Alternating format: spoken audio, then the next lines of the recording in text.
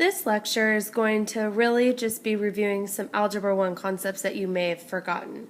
So we're going to be dealing with algebraic expressions and models. Remember, since it is an expression, that means that there's not an equal sign, so we cannot solve for it.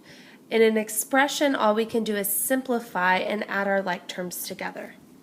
So the first thing I want to focus on is something like 2 to the 5th power. If we recall, that means that I'm multiplying 2 by itself 5 different times. So 2 times 2 times 2 times 2 times 2. The other thing I just want to quickly review is order of operations. I usually use the acronym PEMDAS to help me remember order of operations. Some of you may have learned please excuse my dear Aunt Sally, and it's really doing the same thing. But what this is telling us is that we always start off with parentheses. So I do need to go ahead and do any operations inside parentheses first. Second, I'm dealing with exponents. Third is multiplication and division, and I think this is the biggest place that we can get messed up. Multiplication is not before division, they're at the same level. And when we have things at the same level, it's really important that we work from left to right.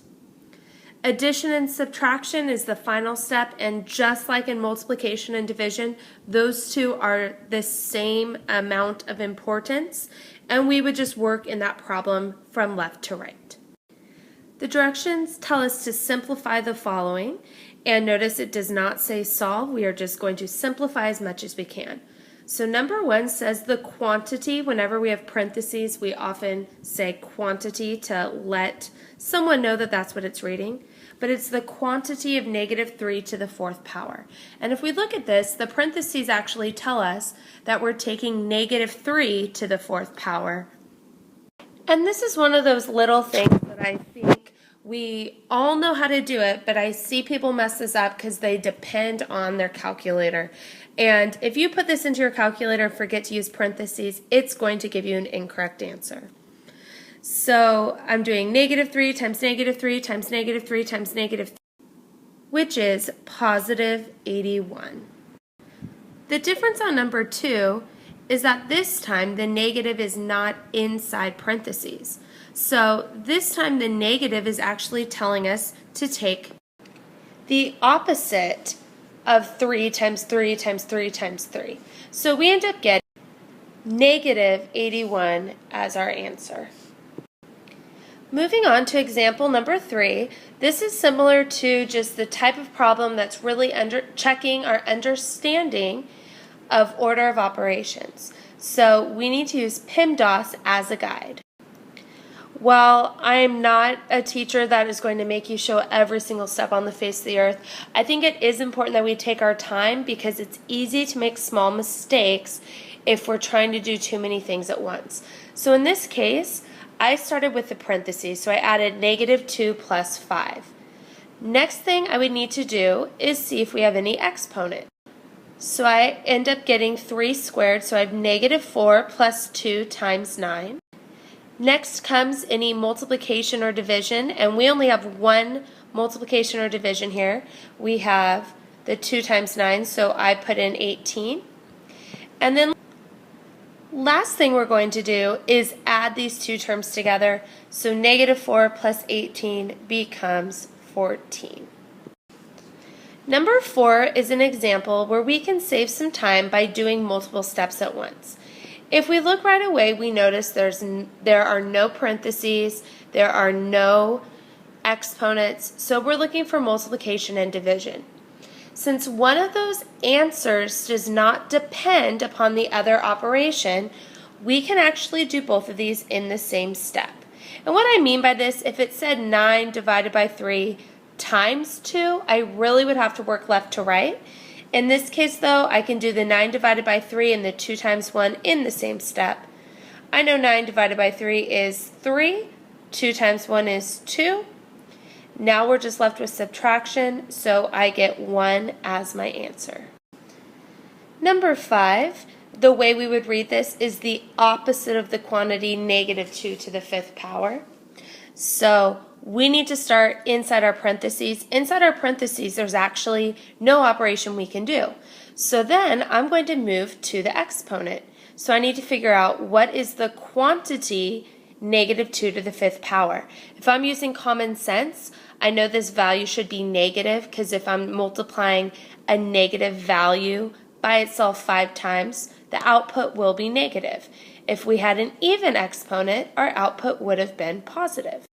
So I end up getting the opposite of negative 32, which is positive 32. Number 6, this is the first time that we're really dealing with a quadratic expression. We will spend a lot of time dealing with quadratics, but that means that our exponent of the variable is 2. And I've already written out that 3, we call that a coefficient. A coefficient is the number out in front of a variable. So here we have 3n squared plus n minus n squared. I know I need to combine my like terms, so we just need to remember what a like term is. I like to think of like terms as having the same variable to the same degree. We haven't talked a ton about degrees yet. Degree, that really means that we have an exponent. It's a little bit more complicated than that, but if I have the same variables, same exponents, I can combine those terms. The way I'm going to combine them is simply by adding their coefficients together. In this problem, I don't have parentheses. We don't have any exponents as an operation. The exponent is just part of the problem and part of these terms. And so we don't have multiplication or division to do, so all we can do is add and subtract. When I combine my n squared terms, I end up getting 2n squared plus n. These are not like terms because they have different degrees. Just a reminder, when I don't see anything here, that means that it is n to the 1st power. So this is my final answer. I'm going through number 7 because this is a problem that I often see students miss on our quizzes. And if we look, we get all excited because we have parentheses, but there's actually no operations we can do inside there because we don't have like terms. We don't have exponents. We have multiplication here though because we have distributing. Remember, the distributive property combines multiplication and addition. When I distribute the 2 to the x plus 1, I get 2x plus 2. And the thing students forget is that on the second half of the problem, I'm actually distributing a negative 3. So I get negative 9x plus 12. At this point, I can just add my like terms together. So I'm going to add my x's. 2x plus negative 9x is negative 7x. 2 plus 12 is 14. This is as simplified as we can get because all of my like terms are added together. And our final example, I'm starting this one because this is a problem that I would say 75% of students miss on our quiz. And the reason is we try and do things in our head. So it's telling us evaluate 3 divided by 2 times x when x is equal to 4. So often we want to skip steps and do stuff in our head, but remember we learned in a previous video, whenever I'm substituting in, I need to make sure to use parentheses. So this is actually 3 divided by 2 times 4. Now according to order of operations, I need to work from left to right because division and multiplication are the exact same step. So I need to start by doing 3 divided by 2 times 4. And if I want to, I can write 4 as 4 over 1.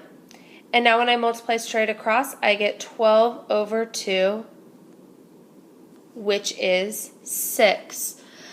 I would say most people that miss this problem give me 3/8 as the final answer. And it's simply because we need to remember that multiplication doesn't come before division. We need to work left to right.